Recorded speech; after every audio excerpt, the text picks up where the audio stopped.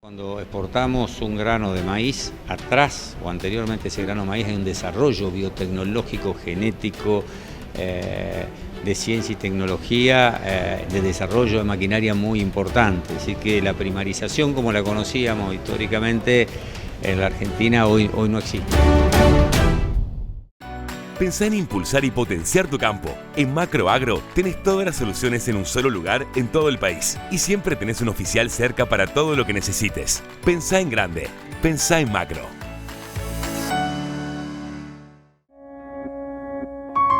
We are Viterra.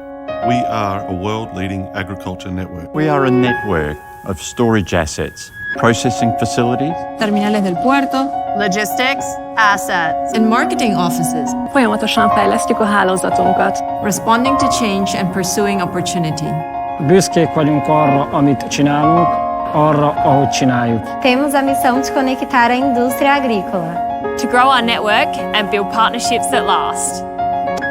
Welcome to Viterra.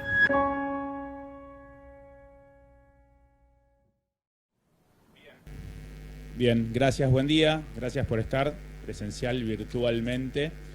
Mi nombre es Ignacio García Arena, soy miembro de la Regional 25 de Mayo de APRESIT y me toca hoy moderar este panel donde el contexto, el contorno, el ambiente es un poco el hilo de conducción.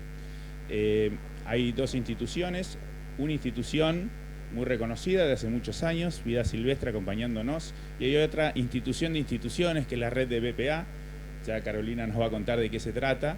Es una institución formada por un montón, 90 y pico de instituciones, de la cual APRESIT forma parte, que nos va a contar un poco de qué se trata esto, de las buenas prácticas agropecuarias y qué está haciendo esta red buscando justamente este diálogo entre lo que es la producción y el ambiente.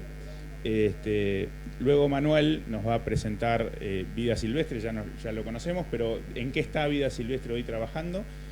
Súper interesante, y cuáles son los puntos de conexión entre una institución ambiental de muchos años y con la jerarquía que tienen y cómo interactúa con esta realidad que hoy nos toca vivir, que es y nos toca y de alguna manera nos consulta y nos pregunta y nos pone en agenda cómo producir de manera ambiental y socialmente responsable. Así que bueno, sin más, Carolina. Gracias, hola, ¿cómo están? Acá, los que están acá y a los que están de manera virtual. Voy a agarrar control. Bien.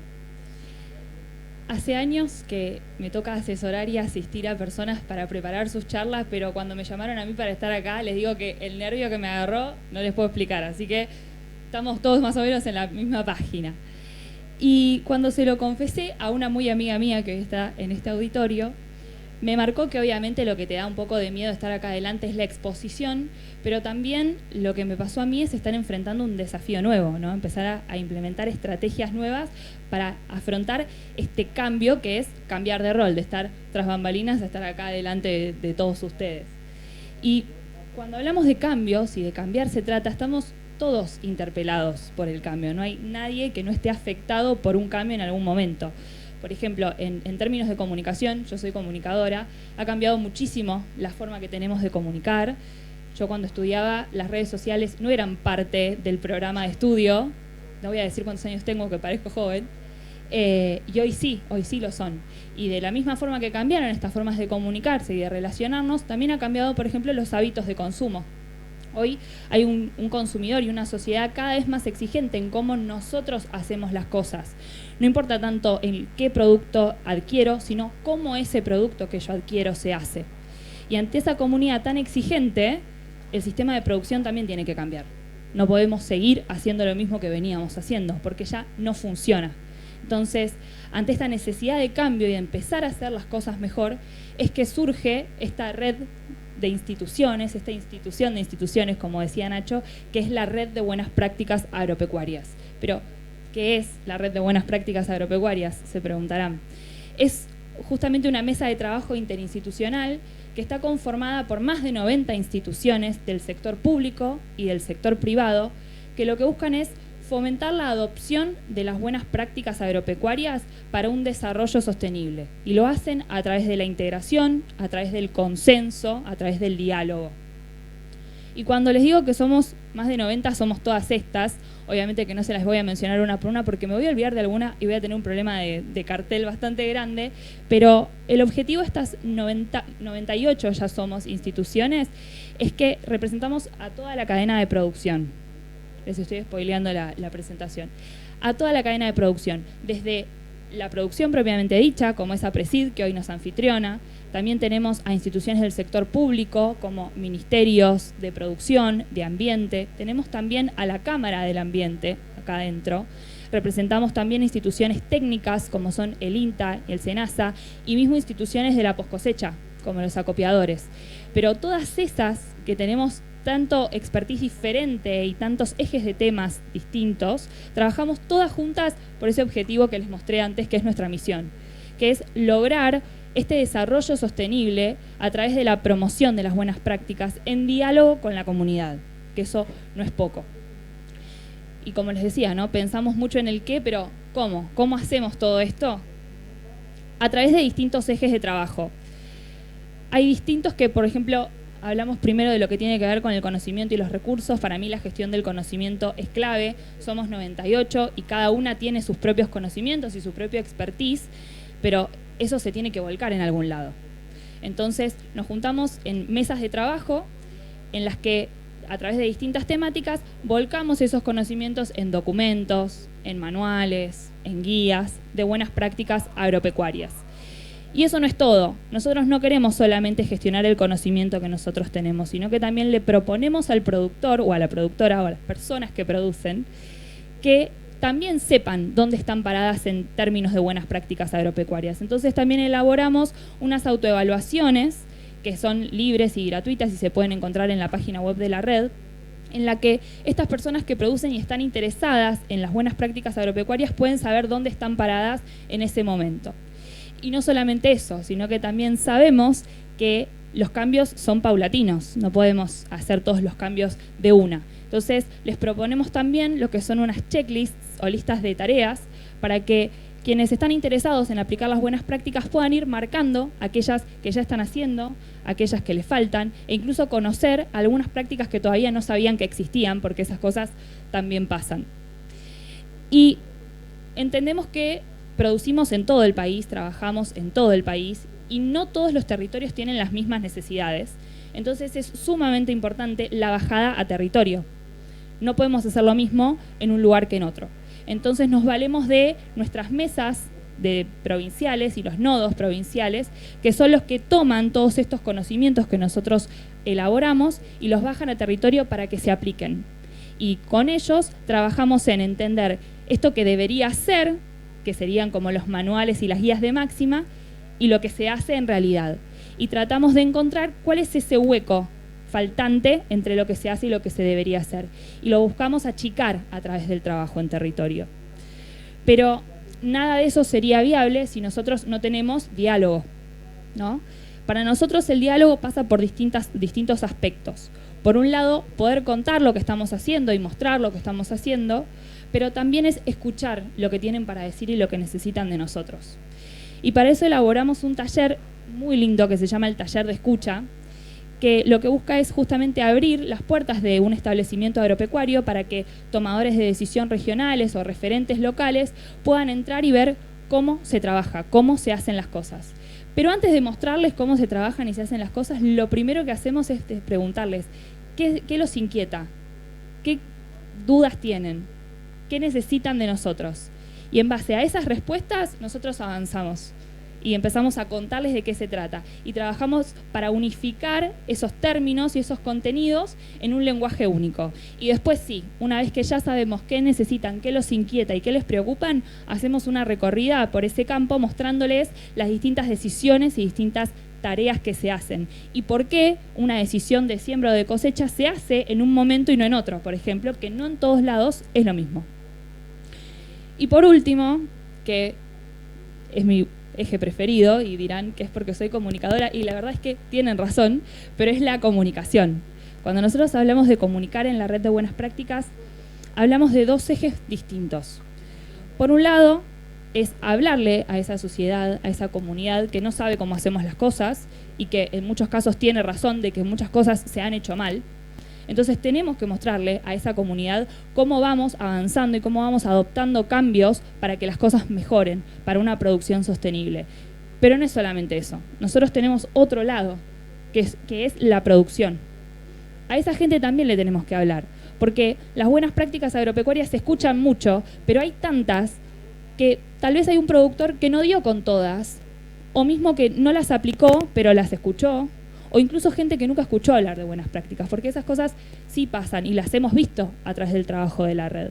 Entonces, la comunicación que tiene la red, el objetivo de comunicación que tiene la red, es llegar a una comunidad y a una sociedad para mostrarle cómo estamos haciendo las cosas, pero también es llegar a los productores para que cada vez sean más las personas que aplican las buenas prácticas y que usan estrategias mejores.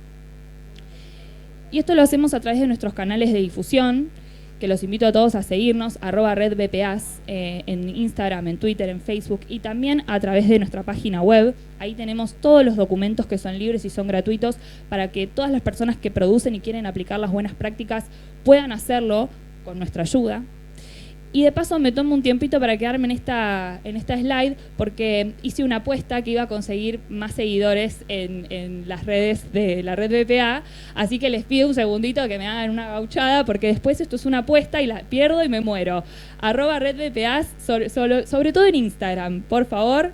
Pero bueno, un poco el objetivo que tienen estas redes es, como les decía, que todos nos sumemos y que podamos ser amplificadores de las buenas prácticas. Y ya fuera de chiste y para dejar lugar a Manuel, me quiero quedar con esto, ¿no? Hablamos de un cambio al principio, de la necesidad de hacer las cosas distinto. Hoy hay un cambio de paradigma, las cosas no podemos hacerlas como se estaban haciendo antes. Tenemos un consumidor distinto y el sistema de producción tiene que sumarse a ese cambio de paradigma y tiene que estar a la altura de las demandas de la sociedad.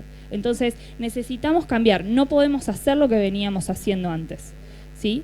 Y ante esto me parece sumamente importante entender que la red de buenas prácticas agropecuarias entendió por completo que hoy hay que cambiar y que las cosas no se pueden hacer de la misma manera que las veníamos haciendo antes. Es un desafío que nosotros asumimos, sabemos que nos queda muchísimo, pero sabemos que lo único en realidad que no va a cambiar es la integración, es el trabajo en equipo, es el trabajo en red y es el consenso. Esa necesidad de trabajar integrados, pase lo que pase, no va a cambiar. Bueno, al principio les conté que estaba un poco nerviosa, ya era una idea que les quería compartir, porque es un nuevo desafío y es un nuevo rol estar acá parada delante de todos ustedes. Yo les agradezco porque ustedes fueron parte de mi desafío y parte de mi cambio de rol, y deseo de todo corazón que se sumen a las buenas prácticas y que la red de buenas prácticas los acompañe en este cambio hacia una producción más sana, segura y amigable con el ambiente. Muchas gracias.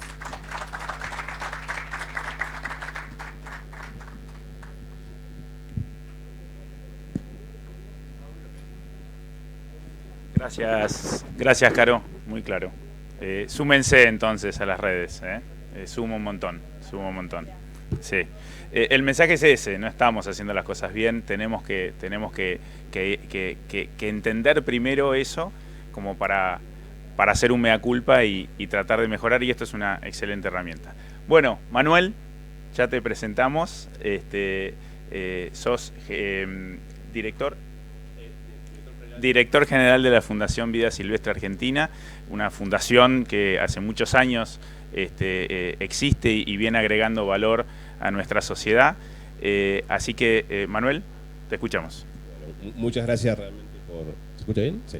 Muchas gracias por la invitación, un placer estar aquí con ustedes, compartir la mesa con la Red de Buenas Prácticas, agradecer a Presid por este espacio que se abrió medio también de último momento sobre todos los cierres ya de las presentaciones. Y en particular a ustedes por estar aquí, último día del Congreso, una oferta enorme de charlas para estar presentes. Agradecer a los que están virtualmente también por ser parte de este proceso. Voy a usar esta slide solamente para dar algunos detalles más que quería un poco contextualizar, la Fundación Vida Silvestre Argentina es una organización no gubernamental sin fines de lucro. Cumplimos 46 años el último 26 de junio de este año.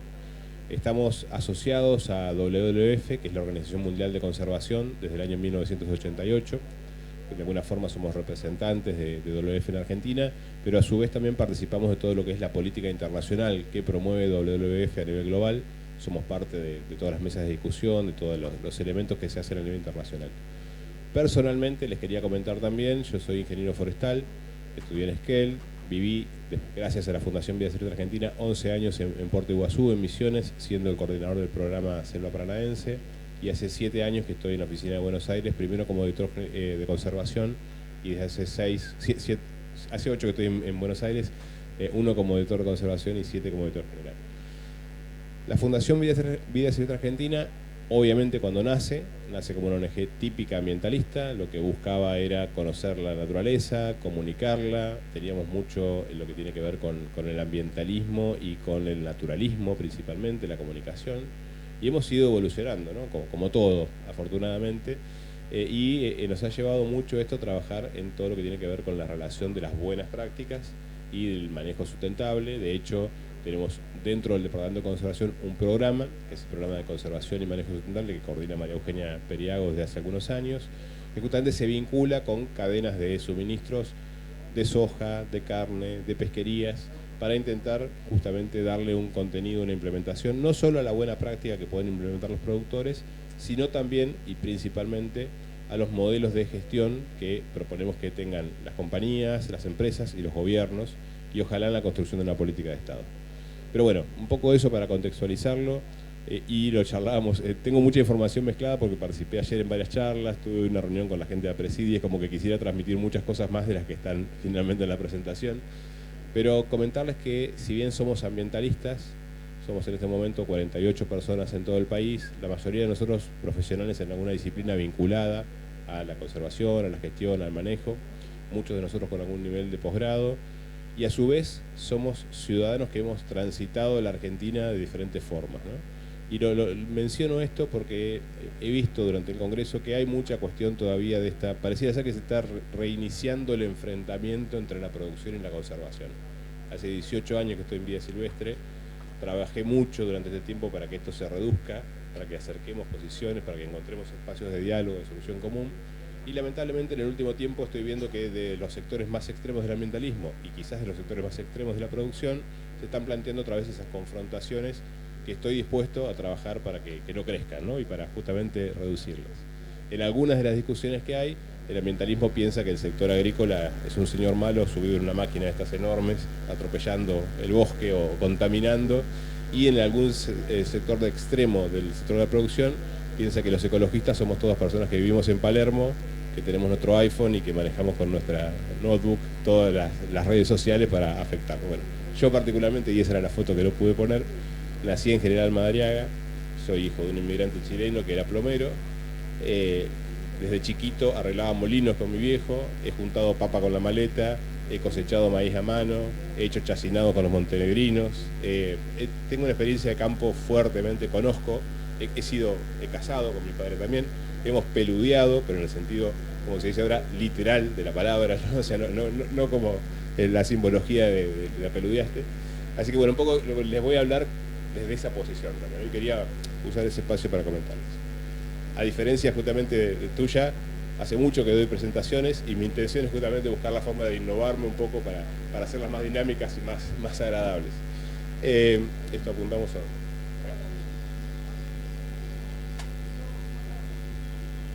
Ahí está.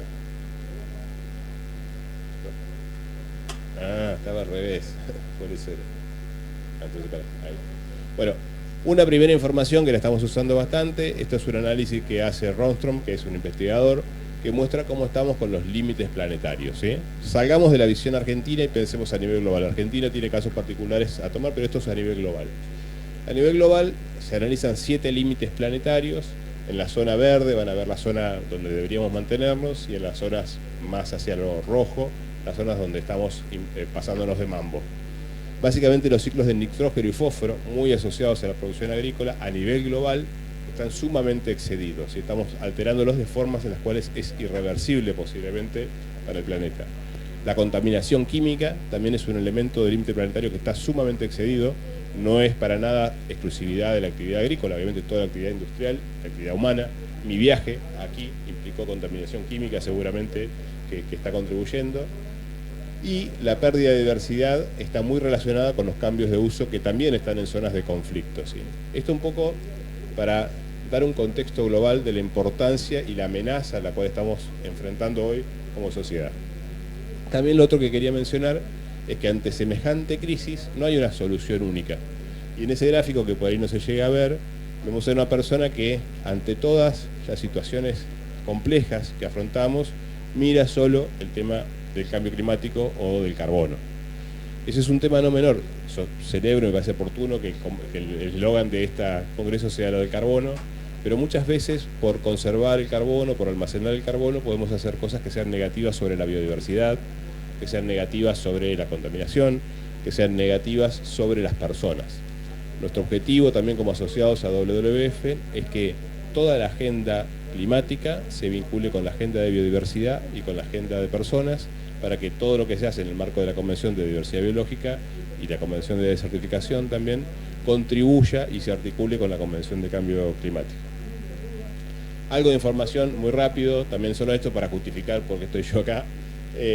Básicamente el IPBES, que es el Panel Intergubernamental de Cambio Climático de Servicios Ecosistémicos, que depende del cambio climático, ha presentado un informe donde, bueno, indica que estamos justamente en una situación compleja donde 1 millón de especies están amenazadas. Yendo más a temas específicos, el informe de WWF que se hace cada 2 años, Planeta Vivo, que viene analizando desde que yo nací, desde 1972 hasta ahora, diferentes poblaciones de especies y su estado de la biodiversidad, cómo ha venido disminuyendo. A nivel global, en 50 años, imagínense 50 años en el tiempo de vida del planeta. No es ni un milimicrosegundo, ¿sí? En 50 años, y esto también un poco para las personas que defienden todo esto diciendo son ciclos, son procesos, el planeta ya lo ha vivido. Es cierto, el planeta ha vivido extensiones masivas, pero que han llevado millones de años. Lo que está ocurriendo en el planeta hoy está ocurriendo en los últimos 100 años y con intensificación en los últimos 50, y eso es lo que debería sí o sí llevarnos a reaccionar. Se ha disminuido un 68% de la biodiversidad planetaria en las especies analizadas, y cuando lo miramos en aquel gráfico de allá a nivel de regiones, Latinoamérica, que es el naranja, el de más abajo, ha llegado al 94% de pérdida de la biodiversidad entre el 70 y el 2016. Información científica analizada sobre algo así como 40.000 grupos de especies, comunidades de especies de diferentes grupos taxonómicos, de mamíferos, aves, anfibios, ¿sí? Ciencia. Se ha hablado mucho en este congreso y yo también lo defiendo como aspirante a doctor ya perpetuo, creo que nunca voy a terminar mi tesis doctoral, la importancia de la ciencia. La ciencia tampoco es única, ¿sí? Sabemos que en todos los papers hay una última parte que dice discusión, donde los científicos lo que hacemos es justamente ponernos a discutir con otros científicos acerca si tenemos la razón o no. Pero bueno, la ciencia se va construyendo. Y los factores que también establece el índice Planeta Vivo de cuáles son los efectos, cuáles son las causas que están llevando a esta situación.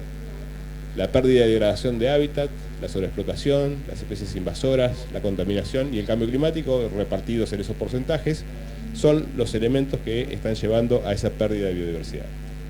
Y perder biodiversidad, en muchos casos, y ustedes lo saben mejor que yo, es perder capacidad productiva, es perder capacidad de los suelos para recuperarse, es perder polinizadores, es perder conectividad, es perder resiliencia al cambio climático. Estamos en la provincia de Santa Fe, que ha pasado recientemente una de las sequías más fuertes de los últimos años, y eso no es un problema porque eso es cierto, forma parte del clima. El problema es cuando la sequía más fuerte de los últimos años, anterior, fue 2 años atrás, y eso fue 2 años atrás tuvimos otra. Entonces cuando se hacen recurrentes y cada vez más intensos los eventos, es donde tenemos esta complicación.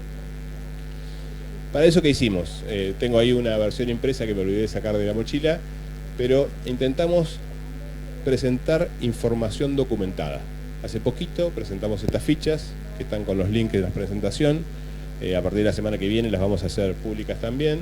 Las presentamos a diferentes del sector agrícola y ganadero, del sector agroalimentario, con foco en el sistema agroalimentario, en la producción de ganadería y en la producción de soja, resumiendo información global en primer lugar y en la segunda hoja a nivel nacional.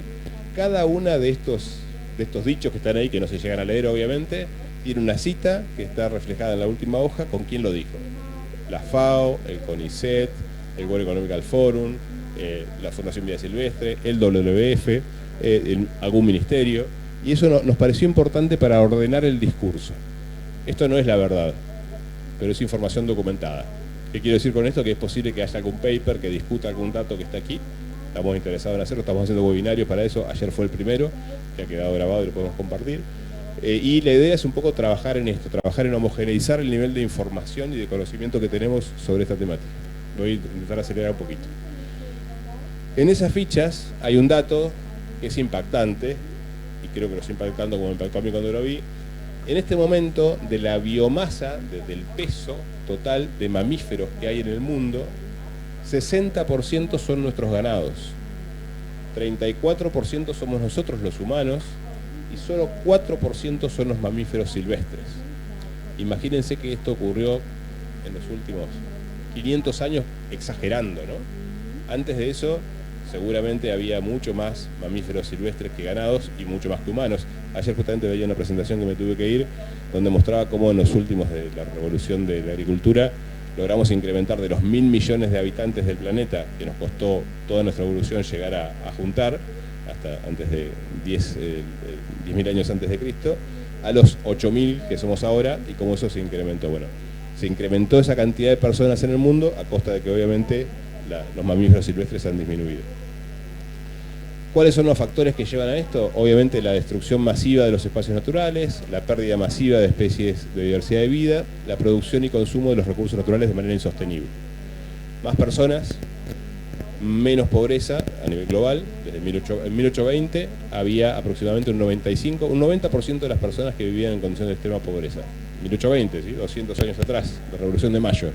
En 200 años, afortunadamente, eso se redujo mucho y hoy es alrededor a nivel mundial creo que es el 15% de gente que está en extrema pobreza, con lo cual menos pobreza, más consumo, más necesidad de recursos naturales, y eso implica que haya más demanda y más presión.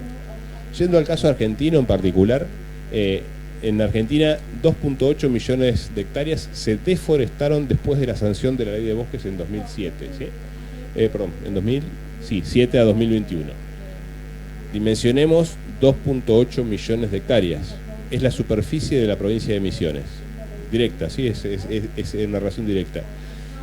Y eso no sería malo, porque la Ley de Bosques, la cual promovimos y por la cual trabajamos, establece áreas de cambio de uso del suelo, las áreas de categoría verde, que posterior a un estudio de impacto ambiental y con una audiencia pública pueden ser convertidas. Es el precio a pagar por conservar las áreas de categoría amarilla y roja. Pero el 76% de esa deforestación fue en áreas de categoría amarilla y roja. Fue ilegal, ¿sí? Y estos son datos reales que hoy la información satelital nos permite conocer. Funciona la animación, me quedo tranquilo. Este es simplemente un análisis retrospectivo de lo que ha pasado en la región chaqueña entre el 2000, el 2005, el 2010, el 2015, el 2020, el 2021. Tenemos nosotros justamente, más allá de los modelos de reporte oficial, hemos desarrollado una plataforma llamada MapBiomas, con la cual colaboramos, y que nos permite conocer justamente ese cambio de uso del suelo. Y ahí no ha habido, pero en pequeña medida, rutas, edificios, construcción de escuelas, nuevas ciudades. Ahí ha habido un avance fuerte de la agricultura y la ganadería. Entonces, ese es un elemento que nos preocupa. Dentro de las buenas prácticas, nosotros creemos, y hemos demostrado con estudios, que el país no necesita avanzar sobre nuevas áreas de bosques, de humedales, de pastizales, para mejorar su capacidad de producción. Lo que necesita es implementar buenas prácticas para recuperar la capacidad productiva perdida en algunos lugares y para incrementar la producción en lugares donde hoy ya se está produciendo. Nosotros creemos en la intensificación sustentable, una palabra que es un poco discutible, porque en esa intensificación también tiene que haber ordenamiento ambiental del territorio y tiene que haber obviamente monitoreo del impacto de la intensificación. Algunos datos que están en las fichas: el 39% de los gases de efecto invernadero emitidos son provenientes del sector agropecuario en Argentina. En la última década, solo en la última década, la temperatura media anual de la Argentina ya aumentó más de medio grado. Quizás ustedes han visto en las noticias que cada año es el año más cálido del cual se tiene registro. Eso se está evidenciando y eso está generando ya eventos extremos. Y 2.5 millones de hectáreas, 2.8 creo que decía, perdón, 2.5 millones de hectáreas de bosques, pastizales, humedales y otros ecosistemas se quemaron entre el 2019 y el 2022, equivalente a la provincia de Tucumán. También lo hemos visto, condiciones extremas, malos programas de prevención y control de manejo del fuego, situaciones de cambio climático que aceleran estos procesos. Hoy nos despertamos a la mañana y veíamos en el hotel que en Hawái se prendieron fuego 2 o 3 islas, 30.000 personas evacuadas, 50 muertos, la gente tirándose literalmente al mar para poder salvarse de los incendios forestales de Hawái. Es un indicador fuerte, o sea, negar esta situación, negar el impacto fuerte y claro que está teniendo el cambio climático sobre nosotros y sobre la biodiversidad es complejo. Usando un poco la comparación con ese mapita que veíamos de la cantidad de ganados, humanos y mamíferos que hay a nivel global, a nivel nacional tomamos 2 regiones, la región chaqueña, que como veían es de nuestra intención por la deforestación, y la ecorregión pampeana, que nos interesa mucho. Si yo pregunto a ustedes cuál es el ecosistema más amenazado del planeta, de la República Argentina, no lo voy a hacer directamente, pero estoy casi convencido que la mayoría pensaría en bosques. No lo es. El ecosistema más amenazado de la Argentina es la región pampeana. Solo nos queda el 10% de los pastizales pampeanos que alguna vez tuvimos y solo el 1% de esa superficie está protegida, entre el 1 y el 3, según las nuevas incorporaciones de reservas privadas. Y en esa región pampeana, que en realidad no es solo una región pampeana, sino en diferentes partes del país, tenemos representantes del venado de las pampas. Los registros que hay en el inicio de la colonización europea es que se exportaban 1 millón de cueros de venado de las pampas por año. Hoy quedan 2.500 individuos de venado de las pampas en 5 subpoblaciones repartidas en el país y en la región pampeana, en la bahía del San Borombón, hay solo 200 individuos en una reserva. El yaguareté, que llegaba desde el sur de Estados Unidos hasta el Río Negro, hoy solo tenemos 250 individuos en el país y hemos logrado extinguirlo en la mayor parte de nuestro país. Solo un poco para relacionar con este gráfico de la biomasa de mamíferos. Bueno, algunas fotos. Comunicacionalmente las fotos siempre impactan y aparte siendo una organización ambientalista las tenemos que mostrar.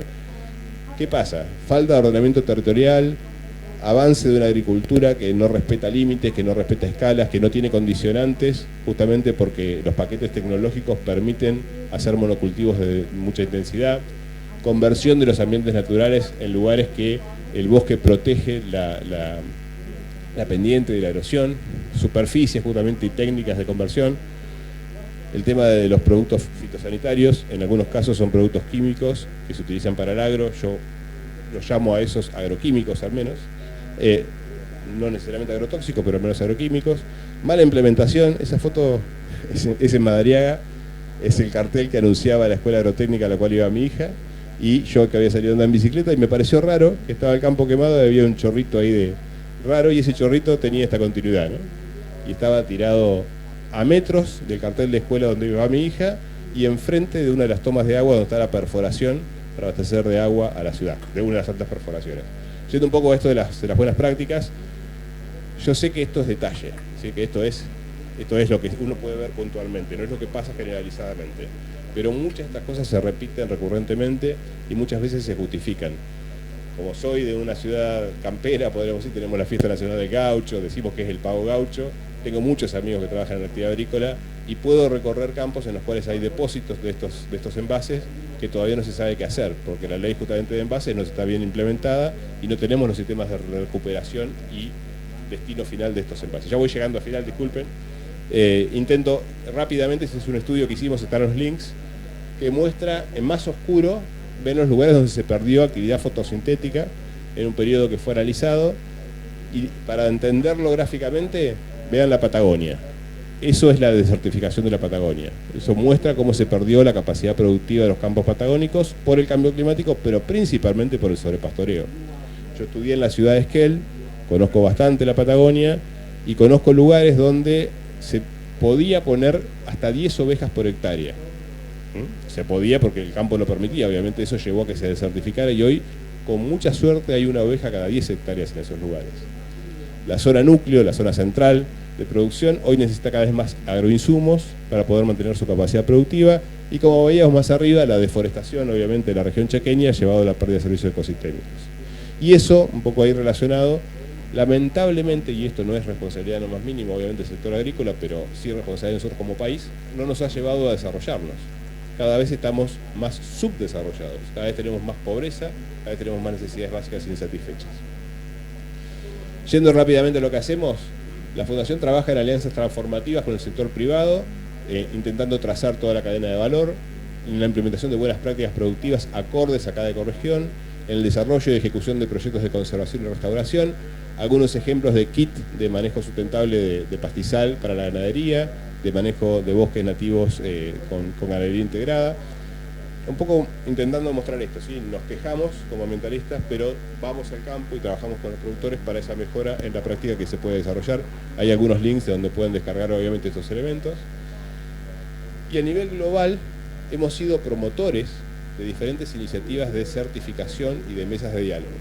En Argentina, en los 2000, fuimos los representantes del FSC, hoy somos parte de la asociación. Hemos sido también los promotores de lo que es la Mesa Redonda de la Soja Responsable, hemos sido promotores de la Mesa Argentina de la Carne Sustentable, somos promotores también de la Alianza Climática para la Acción, para la Acción Climática Argentina. En la Alianza y en la MAX trabajamos con APRESID, APRESID es parte referente. Somos promotores también de la Red Argentina de Reservas Naturales Privadas, somos parte integrante de BISEC y estamos en la Roundtable Sustainable Beef. Y me parece que ya me estoy yendo, simplemente, rápidamente tenemos 10 principios que creemos que hay que implementar para un cambio justamente en la agricultura y que sea naturalmente positiva. Muy rápido: ordenamiento ambiental del territorio, plan de acción para minimizar y monitorar la conversión, desarrollar el plan de acción y monitoreo para impulsar una restauración y rehabilitación de espacios naturales, promover paisajes resilientes donde se integre la producción y la conservación, medir eficientemente los gases de efecto invernadero, tener elementos para reducir nuestras emisiones y para la compensación de ser necesario, promover sistemas de producción de carne de vacuna en pastizales naturales, algo chiquito, y disculpen que me estoy yendo mucho con el tiempo. El ambientalismo en general trabaja mucho por la reducción del consumo de carne. Nuestro mensaje es menos y mejor carne, ¿sí? Los pastizales naturales en Argentina ocupan aproximadamente un 50%, por lo menos de la superficie, a nivel global al menos un 30%, y la única actividad posible para mantener la biodiversidad y para producir alimentos es la ganadería. Nosotros creemos que eso tiene que implementarse fuertemente. Promover el concepto de una salud en la producción de carnes, dice ahí, pero en realidad en la producción de alimentos. Promover una mejora de los índices productivos en lugar de la expansión del stock ganadero. Y, por último, cuantificar y promover reducir la producción de agroquímicos y ver la forma en la cual estos se implementan y establecer una línea de base de la pérdida de desperdicio de producción. Perdón, me detengo un segundo acá. El 40% de los alimentos que produce la humanidad se tiran a la basura sin ser consumidos. Ese es un primer punto, ¿no? Cuando hablamos de que tenemos que aumentar nuestra producción para alimentar al mundo, producir para tirar es el peor derroche de trabajo, de recursos y de servicios ecosistémicos, ¿no? Si no trabajamos en esa reducción que se da en Argentina, en los campos y en los caminos. Uno recorre los caminos rurales y suelen estar tapizados en la época de cosecha de granos. Si uno cuantifica esa pérdida, así como en stand-by del televisor, seguramente es muy alta. Y disculpen que me extendí demasiado. Muchas gracias. Lleva el micrófono así. Gracias, Manuel. Un montón de información, Manuel, nos tiraste por la cara. Está bueno, hay que procesarla. Bueno, APRESID surge, como sabés, o como saben todos, a partir de este cambio de paradigma de producción de las prácticas convencionales de labranza hacia siembra directa. O sea que el origen nuestro es ese, es cómo buscar permanentemente producir más o producir lo mismo o producir teniendo menor impacto ambiental. O sea que ese es nuestro foco desde el principio y hacia allá intentamos ir. Está abierto a preguntas, solamente tienen que levantar la mano. Gracias, Sol. Ahí le pasas a Sol. Bien, Caro. Sol, perdón. Bueno, muchas gracias, excelente, Caro, Manuel. Yo tengo una pregunta obligada, ¿no? Primero, Manuel, consultarte si conocías el trabajo de la red de BPA y saber qué piensan los dos de la posibilidad de empezar a trabajar juntos, ¿no? Un poco todos los datos que nos mostraste, Manuel, y todo lo que contó Caro que hace. Hay muchas cosas que vos mostraste que a mí me dan ganas de conversar, mostrarte lo que estamos haciendo, cómo estamos intentando mejorar. Mencionaste el plan de gestión de los envases, por ejemplo. Justo no hay nadie de Campo Limpio, estaba mirando a ver si... Pero bueno, me intriga esto, saber si conoces la red y la posibilidad de empezar a trabajar juntos. Sí, bueno, en primer lugar, sí, conozco la... En primer lugar, sí, conozco la red de nombre y de alguna invitación y de alguna presentación y demás. No hemos estado, corregime Eugen, nunca involucrados directamente con el trabajo de la red. Porque no estamos asociados, pero bueno, tomamos un poco la información. Sí, y acá un poco lo conversábamos recién en otro ámbito, me interesa ver, cuando hay tanta institucionalidad presente, cuáles son los mecanismos de gobernanza para la toma de decisiones. Nosotros solemos ser el amigo crítico y el amigo incómodo, y nos gusta jugar ese rol, ¿no? Entonces, si esa puerta está abierta, sí nos podemos sumar. Nos preocupa muchas veces cuando hay mensajes que son demasiado exitistas y que han resuelto el problema, cuando nosotros seguimos viendo que el problema está y se sigue manteniendo. Entonces, bueno, en ese marco, encantados de sumarnos, encantados de participar. De hecho, hace poco recibimos alguna invitación para alguna reunión. Ten en cuenta que nosotros somos 48 personas en todo el país. Eugenia tiene en su equipo 4 personas, especialistas. O sea, tenemos una capacidad muy limitada en lo que son la dedicación de nuestro personal a estos temas. Y a veces, bueno, como estamos en tantas iniciativas, seguir sumados a otras se nos hace complicado, pero desde ya. El espíritu siempre es colaborar y participar. ¿Caro? Sí, para nosotros es sumamente importante que se sumen entidades como Vida Silvestre.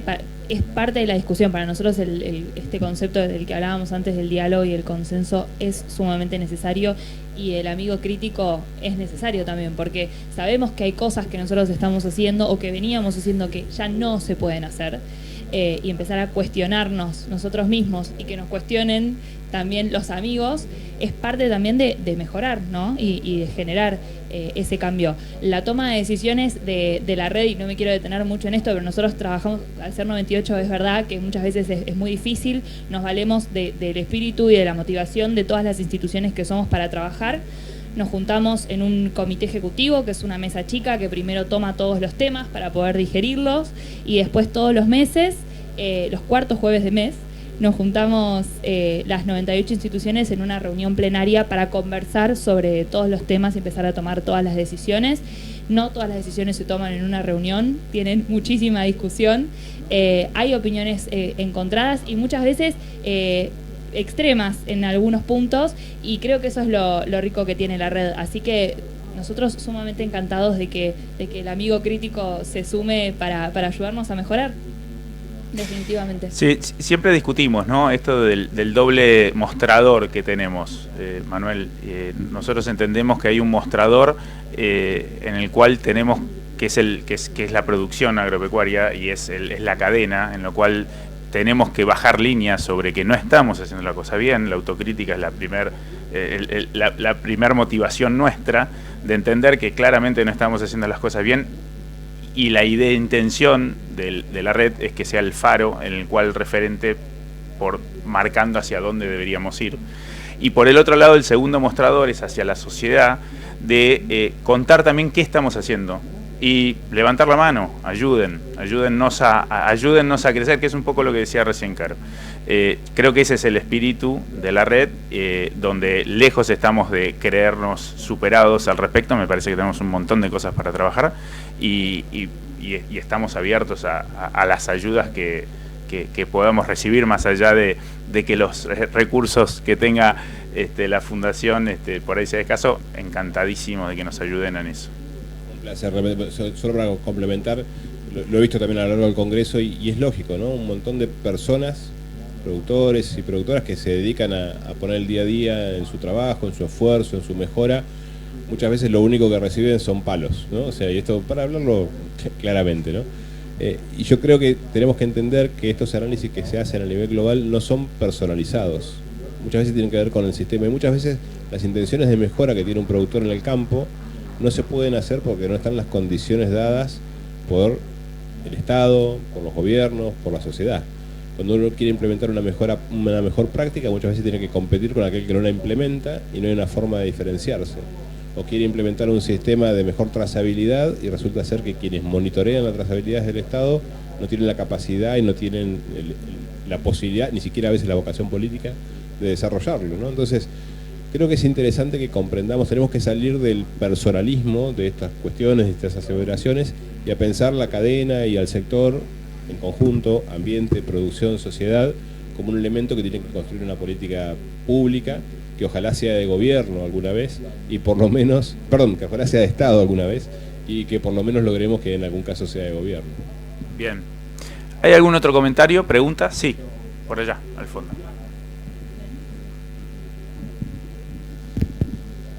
Sí, Manuel, para vos. ¿Cómo ves vos o la fundación la casa deportiva y la casa legal en todo esto? Sí. Bueno, voy a hacer un comentario personal primero. Criado en un pueblo de campo, con 50 años, papá que iba todos los días al campo, el winch... Has peludeado, dijiste. El peludeado y el winch estaba atrás de la asiento de la camioneta, digamos, ¿no? O sea, ¿qué tiene que ver con esto? Esa no era una casa deportiva, yo creo que era una casa de consumo, parte de lo cultural en ese momento. Afortunadamente eso ha cambiado, ¿sí? Hoy ya no hay tanto winch atrás del asiento de la camioneta en el pueblo donde yo vivo. Hoy recorro esos caminos rurales haciendo ciclismo rural y veo un montón de biodiversidad que está presente que antes no estaba. Eso está trayendo conflictos, se están volviendo las bandadas de chajá y yo ya estoy escuchando cómo las están controlando. Están volviendo los coipos porque ya no se cazan, porque ya no tienen mercado. Están volviendo los zorros, están volviendo los pumas. Ustedes saben que el puma está volviendo fuertemente, principalmente a la provincia de Buenos Aires y en diferentes lugares, y está generando conflictos. Pero me voy ahora al tema de la casa deportiva en particular. Históricamente, aunque parezca mentira, las organizaciones mundiales de conservación fueron promovidas por personas vinculadas a la cacería. Y esto es un dato, digamos, es una realidad. La sociedad ha ido cambiando y realmente yo creo que hoy, y es una cuestión más de pensamiento ético y moral, hay muchas personas que están enfrentadas aún con el concepto de deportivo en la matanza de un animal que no está jugando el partido, ¿no? No ha decidido ser parte de esa contienda deportiva. Creo que realmente hay necesidad de control de diferentes especies, aquellas exóticas y amenazadas. De hecho, en el gráfico veían que son causas justamente de la pérdida de hábitat y la degradación. Vamos a casos emblemáticos, como el castor en Tierra del Fuego, como el ciervo axis en diferentes lugares, en particular en la provincia de Buenos Aires, el chancho cimarrón, también en la provincia de Buenos Aires. Esas especies tienen que ser controladas. Tenemos que lograr reducir la cantidad y ojalá lograr quitarlas del sistema porque están afectando muy negativamente a todo el ecosistema. La casa deportiva podría ser un aliado de ese proceso, pero también hemos visto que la implementación de casa deportiva en cotos de caza, por ejemplo, en la Patagonia con el ciervo colorado, no resuelven el problema, porque el coto de caza no busca reducir la población, sino que busca seleccionar individuos que sean los que sean trofeos. Entonces también es necesario repasar, y aparte también la intensidad de la acción de la actividad de caza deportiva podría ser no suficiente para lograr reducir la cantidad de estas especies exóticas invasoras. Debería haber un plan realmente de erradicación de especies exóticas invasoras donde la caza deportiva pudiera ser parte.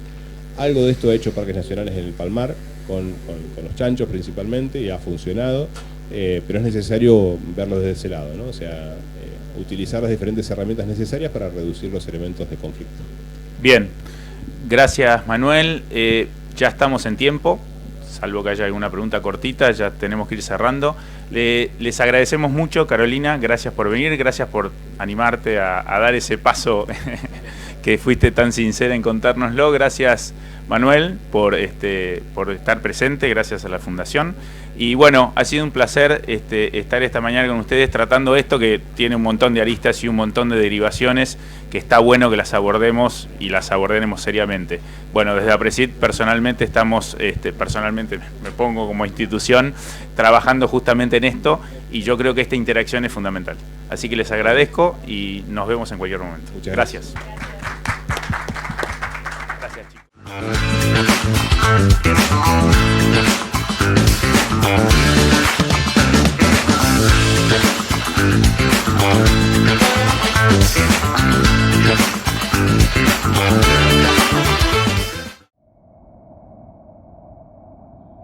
Hoy no basta con recibir un buen producto.